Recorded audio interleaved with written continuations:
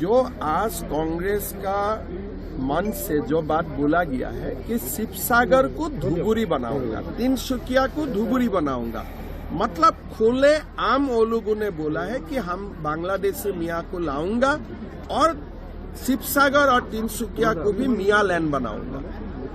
ये बोलने का समय शिवसागर का मेंबर पार्लियामेंट गौरव गोगोई खुद मौजूद था, उनको प्रोटेस्ट करना चाहिए था, उनको बोलना चाहिए था कि ये फालतू बात मत बोलो। अगर मेरा सामने ये बात बोलते थे तो मैं इसको धक्का मार के भगा देते थे, लेकिन कांग्रेस का तो कुछ हिम्मत ही नहीं है।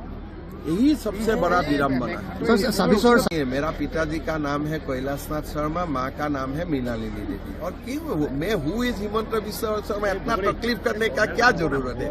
गूगल मारने से मिल जाएगा मैं कौन हूँ, घर कहाँ है, स्कूल कहाँ था, कॉलेज में कैसे पढ़ा था। ये पागल है हु इज हिमंत बिश्व शर्मा, पूछने का जरूरत है।